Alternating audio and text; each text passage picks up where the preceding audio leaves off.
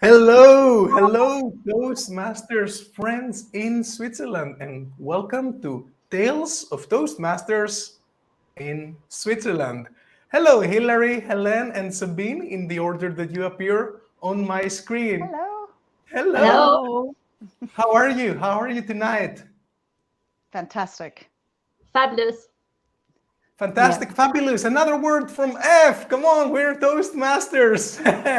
Fantabulous. Stupendous. Yeah, exactly. So Switzerland, I've heard a lot about Switzerland, and I've experienced quite a bit of it because I did used to live there. So it's I started off as a Toastmaster in Switzerland. So you Wow. bring lots, yeah, you bring lots of memories to me. Yeah, fantastic. And I wonder if you can help me put Switzerland on the map. Well, maybe put Toastmasters Switzerland on the map for the benefit of our listeners. So let's start with Sabine. Yeah, Switzerland is a small country, but in numbers of Toastmasters, we have a lot of clubs and many members. So we have three divisions, and each of our division has a different number of clubs. My division is Division C with 12 clubs, but I know the other ones, they have 18 clubs or even 20 clubs. So from the numbers, we are a small country, but many members and clubs. Helene, are you from the same division or perhaps another division in Switzerland? Now I'm from Division D, which is the Swiss French part. And yes, like Sabine said, we have 18 clubs here, and it's a lot of diversity. We have clubs that are English speaking entirely, or only French speakers, all bilingual French and English. Beautiful. So we got C, we got D. I wonder what's Hillary's number. Hillary, We which are division are you E. from? E. C, D, E. So what about Division E? Oh, no, we're Area E. What division am I? Shoot. No, it's No, Division E. You're correct. Division we are D. Division E. I'm not sure how many clubs we actually have in our division, but I know there's 50 clubs in Switzerland, which is a lot for a tiny country. And our division takes up most of Zurich, but not all. My club is in St. Gallen, and we also include Winterthur. I'm not a club president, or I have not taken on a lot of leadership skills except inside my own club, and I could talk about that later. So CD with about 50 clubs in total. We have a message from our district director, Lilian Shaftakola. Great to see you all tonight. The feeling is mutual. Let's wave hello to Lilian. Hello, Hi, Lillian.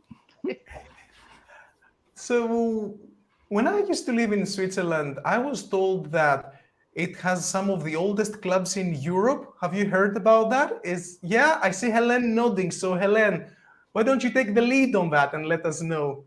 Well, the oldest club is actually in Zurich, and it was created in 73, 1st of March 73. So it's a very old club. And I do believe that the second oldest club is the one in Bern, which was in the 80s that it was created. And that was actually my first club that I joined. Oh, wow. And for the Not record, in the 80s, though.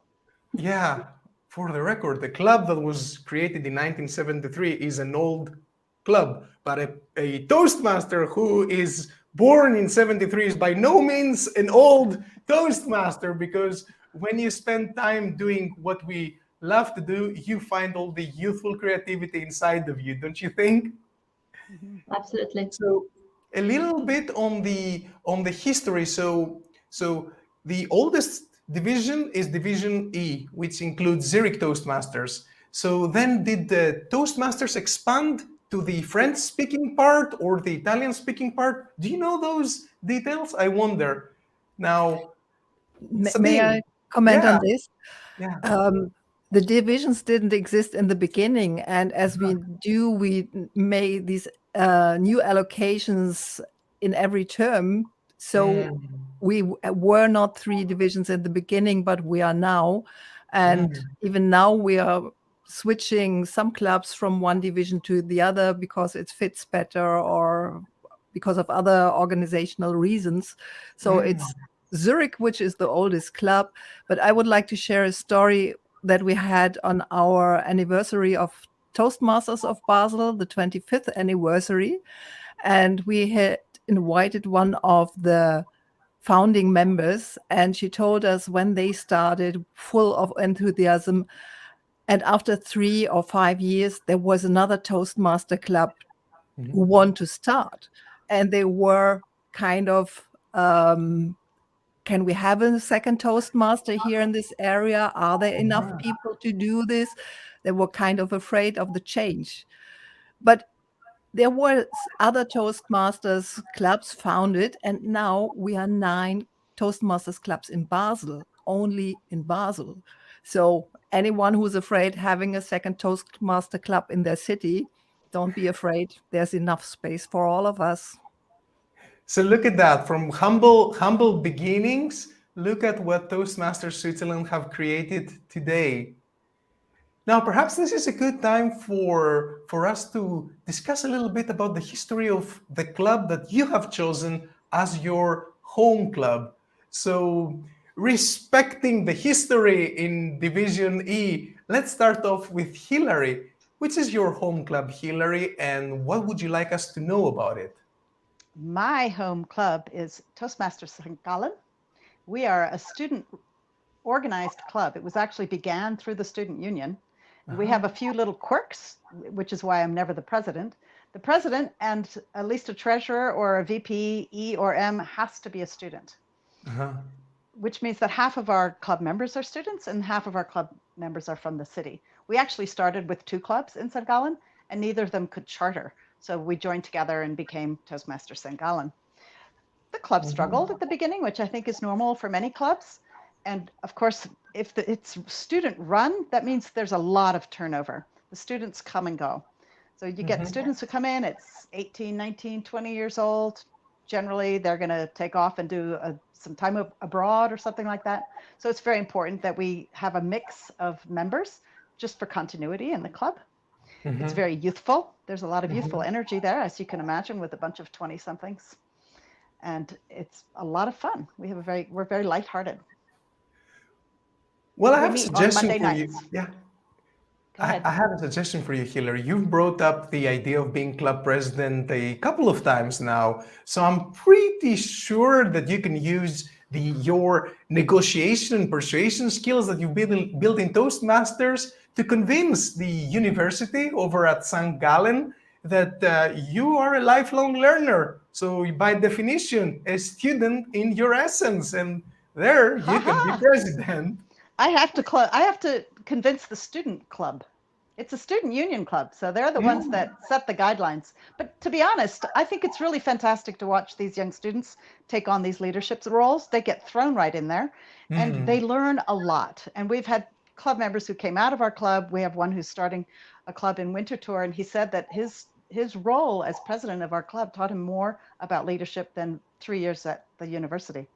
There you have it. There's a lot to learn there, and I'm more than happy to leave that role. I end up being VPE or VPM over and over again over the years, or I am very happy to be the grandmother and sit in the background and just kind of make sure that everybody eats their spinach and the little details get taken care of.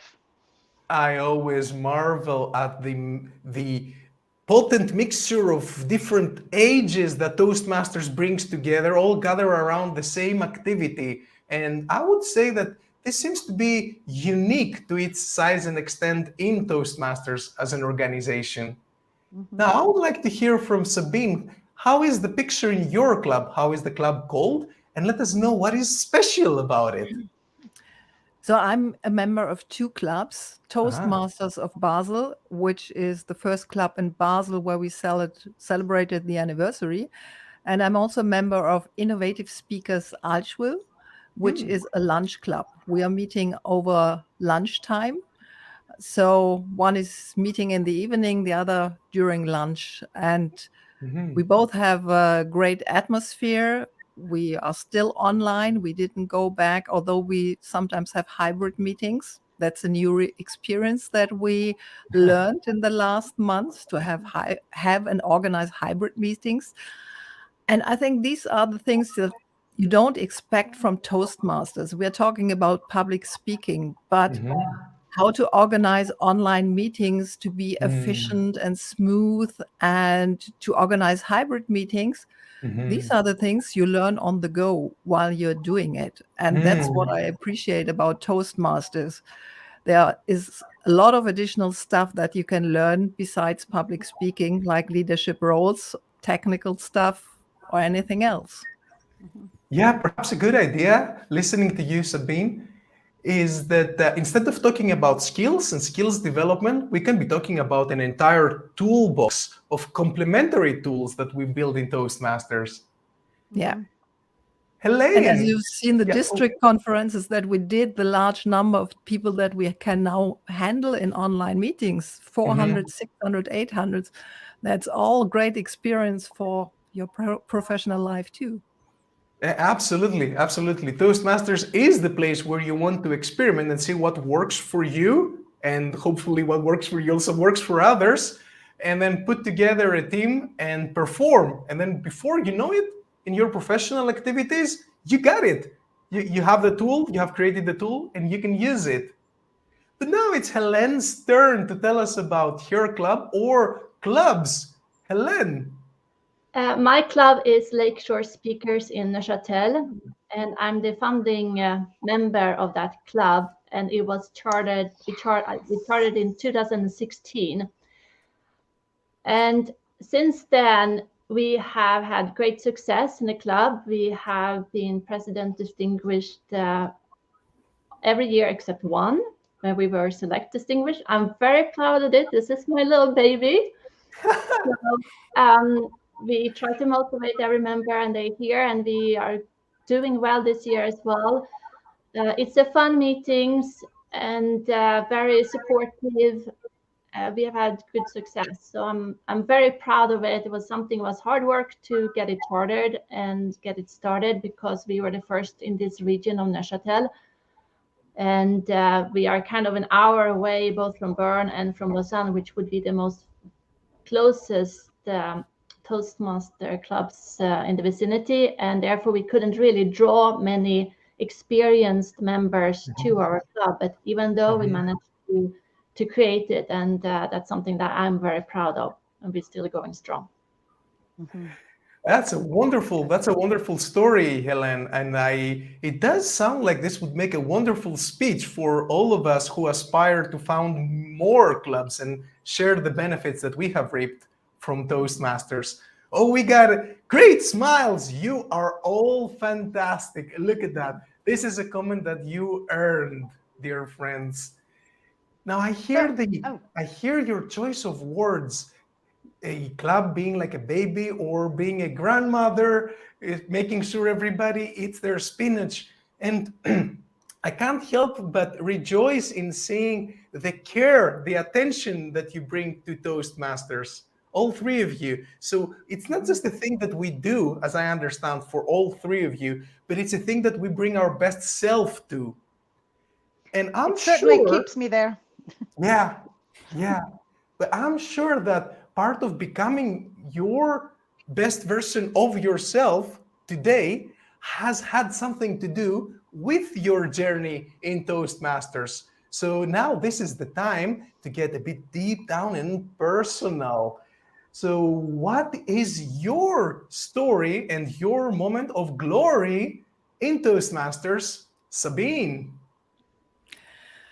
I have a long story in Toastmasters. I joined in 2007 already, but I haven't been there the whole time. I had kind of a silent membership during 3 or 4 years. And I've been club president, VPPR. I'm VPPR again. I've been area director. And my highlight are the higher you get in the hierarchy, the more you learn, especially from the other countries. I love our international conferences. I've been to the normal ones in Geneva, Milano, But also the online ones are interesting because you meet Toastmasters from other countries, Turkey, Malta. They join us in our online meetings for our club officer trainings. For example, we had 6 guests from Malta in our meeting. And this is what I love about Toastmasters, the international network and the context that you get when you go beyond your club. This is necessary. Go beyond your club, go to a division event, conference, district conference, and then you meet the most amazing people like you, Panos. We met at the district conference Yes, before, exactly.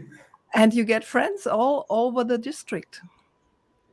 So go beyond, yeah, go beyond your club and go beyond. I would expand a little bit on that. Go beyond your present set of circumstances. Go beyond your club role. Keep climbing higher, because as we heard now from Sabine, the higher you go, the more you stand to learn and benefit from. Now it is Helene's turn to tell us about your transformative journey and the highlights from your Toastmasters experience. Helene. Well, I think I agree to what Sabine just said. It's the more you go outside of your club and take on more roles and more projects, the more you learn, and that's where you grow and you have fun. For me, one of the highlights were that after I had started Toastmasters, I wasn't really confident, and my club came to say, "We want you to be our president." And I just couldn't imagine that was something that I could do at the time. But since then, I have been president several times. And when I started the club, you get to know all the details in the clubs as well. But the fact is that then I became DTM. But after that, I would say that the biggest learning is that when you can start all over again, you go deeper in your learning. And you are not so in a hurry. And so you become better. So you completed the DTM and then you started the educational journey, the educational track again. Yes, Fantastic. because where would you go after that? You have to start over. And that is the beauty also of Toastmasters, that you kind of never ready, that there's always a new circle that you can start on. And I think it's always more you can learn. And as Hillary said, you are a never-ending learner. Absolutely, absolutely. There's something comforting in the feeling that you don't graduate from Toastmasters. You evolve in it gradually, but you don't graduate. Exactly. Now, Hillary, I wonder what your experience has been in St. Gallen and perhaps beyond that. My introduction to Toastmasters, I was dragged in by a very, very shy friend. And at the time, I had a theater company. So the last thing I thought I needed was Toastmasters. He said, please, please, please come, just once. So I went, I did a table topics about my hair, and I won, and I fell in love. Immediately, I thought, this is an incredible situation. The way that you learn is not by somebody telling you what to do. It's by a structure that you can work inside of. And I think that's a fantastic learning, fantastic way to learn. And even though I was a performer and I choreographed and said and created all my own work, to be able to stand on stage and speak from your heart as a person, that's a special skill. And I realized that Toastmasters is a fantastic way to practice those skills. I think any actor could benefit from going to Toastmasters, even if they think they're perfectly comfortable in front of an audience. So that club was established in 1947, and some of the original members were still members at the time. So I had these fantastic mentors, these very skilled speakers in that club. It was really something I enjoyed very much. However, I don't think we ever had contests. I have no memory of doing contests. So I came to Switzerland in 2008, and our club started in 2013. And suddenly Switzerland is awash with Toastmasters clubs. There's this huge enthusiasm about progressing and doing contests and winning. And it was a whole dynamic that I hadn't really entered into. However, I did. I entered into it and I could win contests. I've been to the district level twice now. I think I was I won the table topics 2 years ago. And I feel like it's a constant learning process. For the leadership, it's a constant learning process. I stay with it so much because I love my club and I love watching these young people just discover so much about themselves at the very beginning of their careers. I'm at the opposite end of that journey. So it's very nice to be watching these new little people coming in. It's really, I can't imagine leaving it. I don't have a great desire to become a district manager or anything like that. I'm very happy in my club. And I know that there are a lot of members of clubs who just stay in their club and they take care of their own little club. We all need grandmothers. Well, that sounds like a wonderful way, a very warm way to be branded as within your club, of course, Hillary. Now, you just gave us a wonderful testimony about how much usefulness you found in Toastmasters, although you were already a performing artist. And I believe this counts gold. And also the fact that you're observing younger members because they bring their own way of talking about what matters to them. And I do think that there is a lot to cross-learn. It's a new term, cross-learning among us in Toastmasters. Now, with all this learning, I wonder if there is a highlight from your professional journey that you can give some credit to Toastmasters for. Now, this doesn't have to be a detailed story, but I wonder, is there a moment during a meeting or a presentation or a sales pitch or some kind of level up that you got in your career that you would be happy to give Toastmasters credit for? And let's go on the same order. Let's start with Sabine on this one. Sabine. Yeah, as my profession is a coach for video marketing, the skills that we have for evaluations, to give feedback to people talking into a camera, that's all the things I learned from Toastmasters.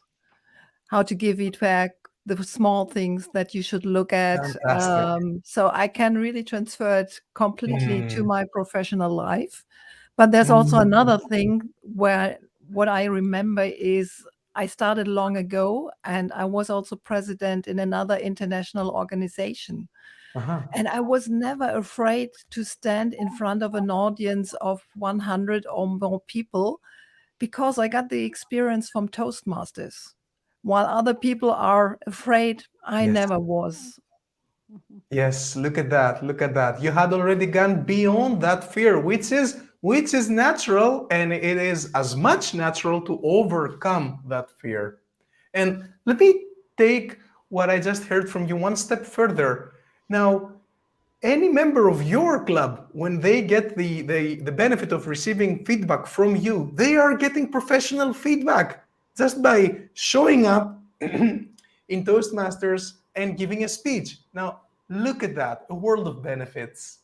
And I also transfer my knowledge from my professional life to Toastmasters because I gave a workshop in District 109 3 weeks ago about YouTube, how you can use YouTube to promote yourself.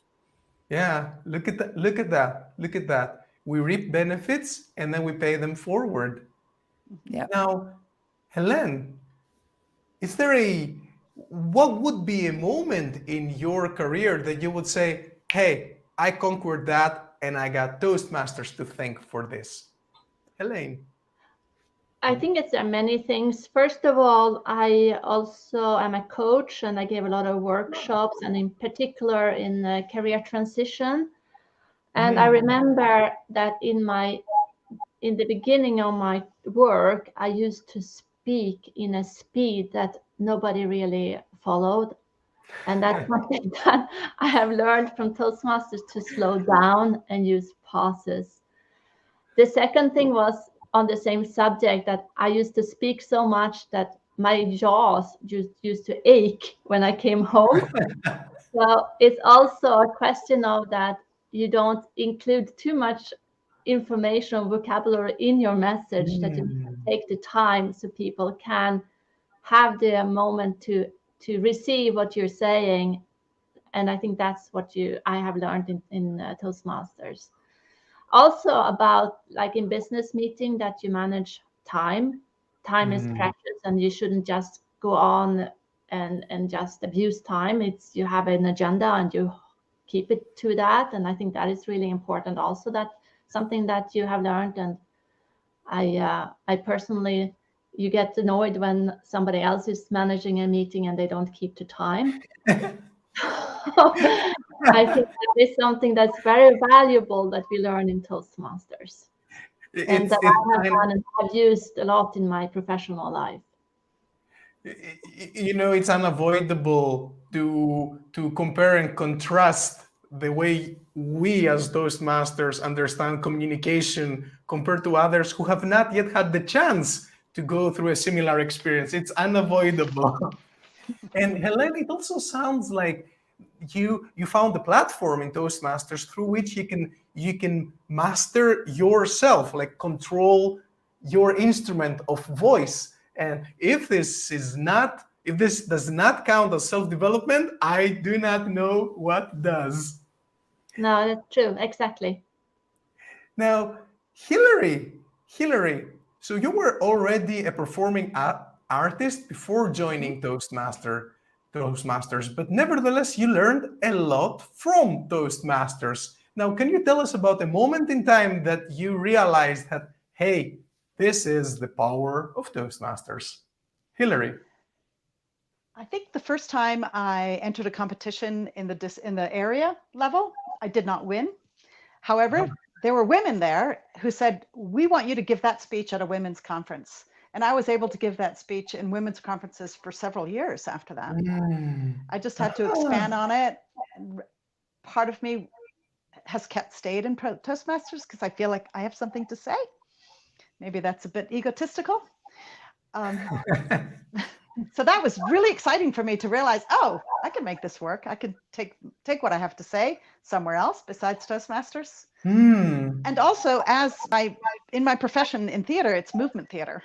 And I've been able to teach public speak workshops. It's how to do body speak workshops. So I did a workshop for District 109 last year. I did a workshop, and to realize that you could give a workshop on Zoom for 80 people, it's quite remarkable.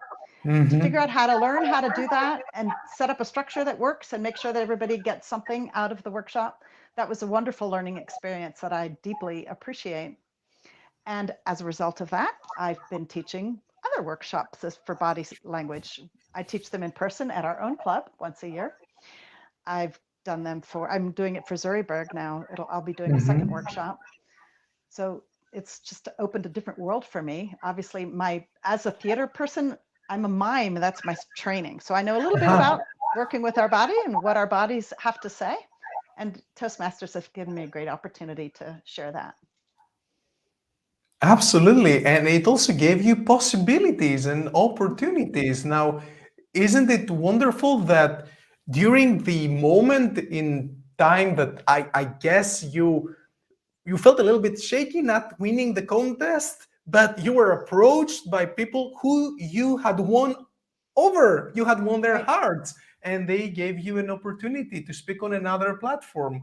Now, look at that. It's those effects in Toastmasters that pop up, and they might change our lives. Now, I would like to know who's hungry. Are you hungry? Because I got a little bit hungry. So I want to know, let's say I'm reading the menu. You guys are taking me out because I'm the guest here, right? So I want to know what you recommend.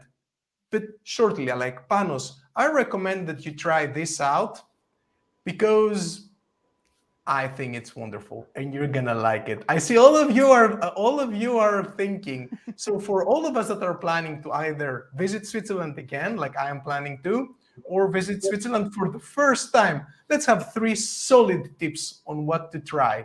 Now, let's go with Helene. I would say cheese fondue. All I think right. that is something that absolutely you should try, whether that is up in the mountains, out in the Mhm. snow, outside. It's wonderful when you sit in the sun and you can have that, or in any kind of quaint restaurant you can have also. I would say I cheap would fondue.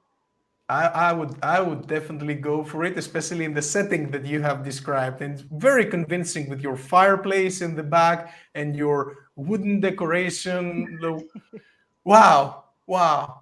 So now that cheese fondue is taken, I wonder what Sabine would recommend from the menu. There's a very simple dish.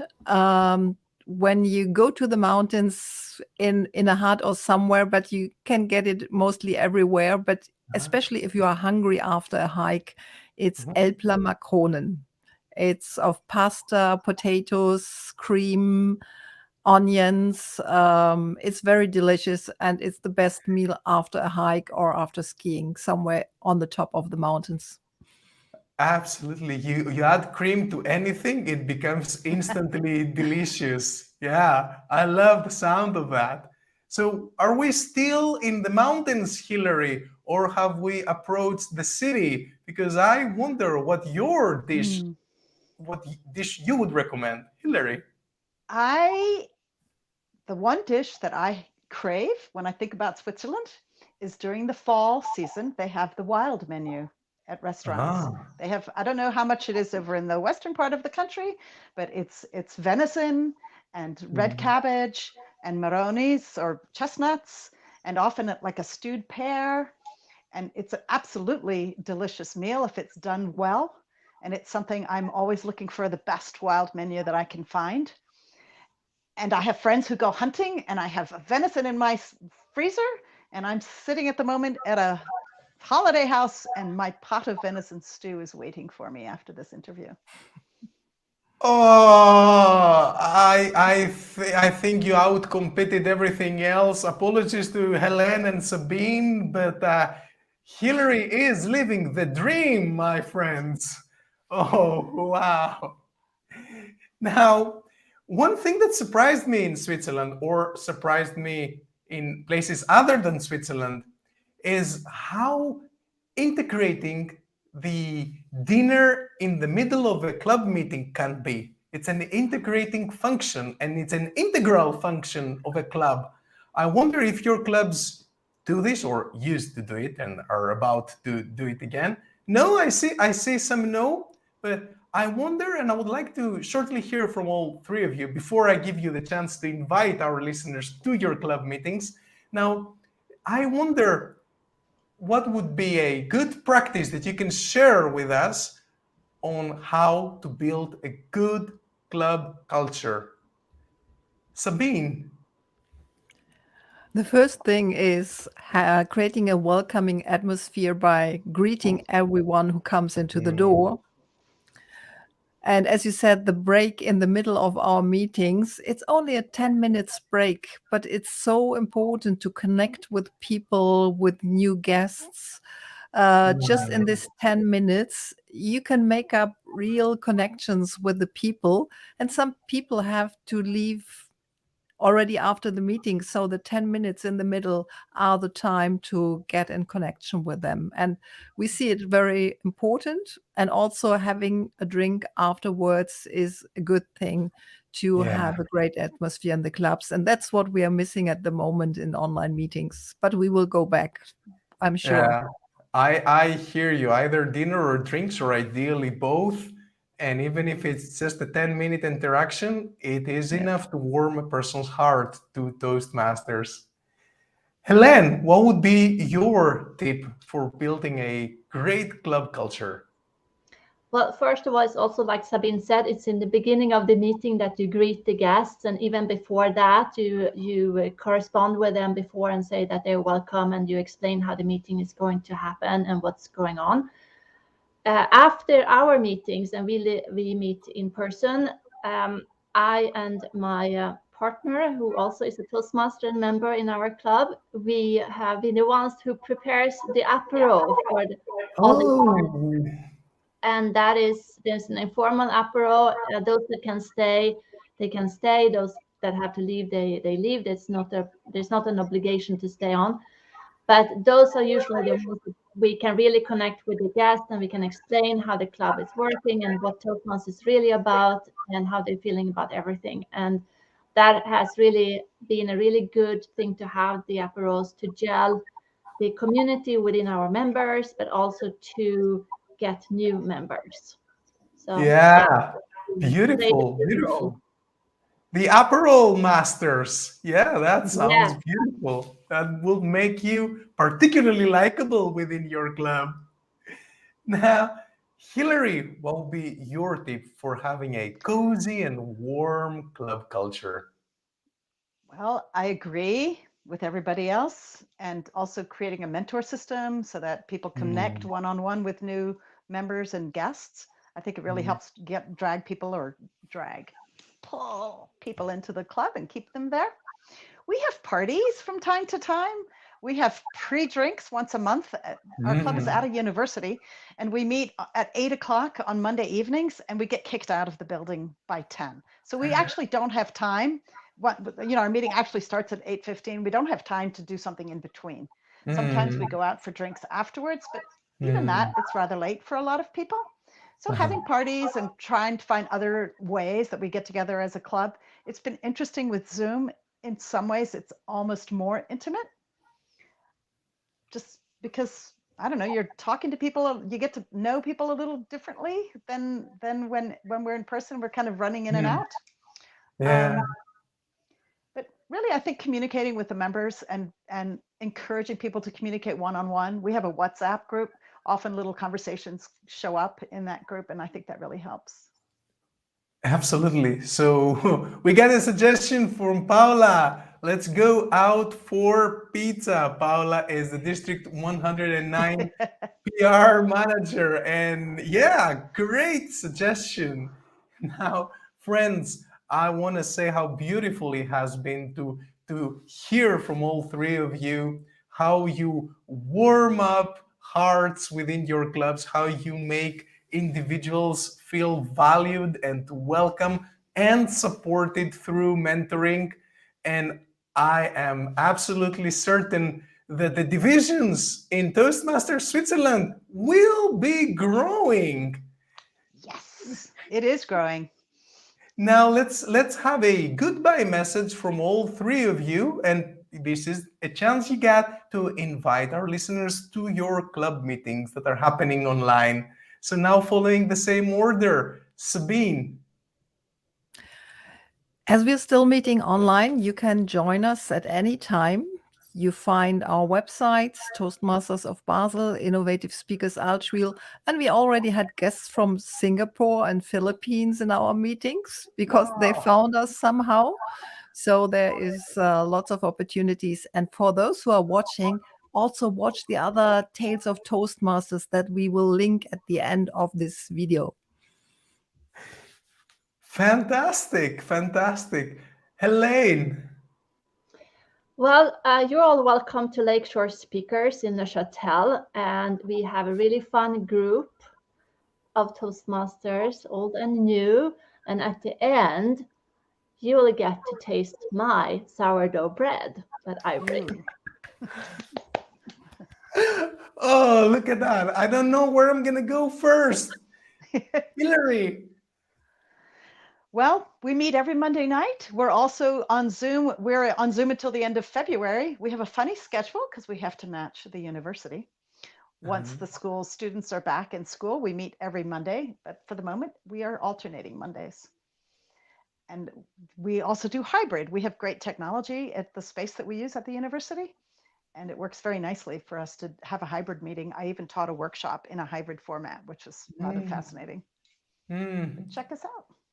It sounds like a complete view of Toastmasters Switzerland will be achieved only when a guest visits all three of you, and I look forward to doing so in the near future.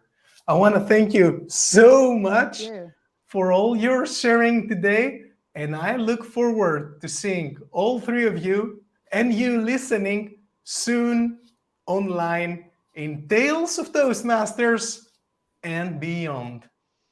Thank you so much. you. Thank you.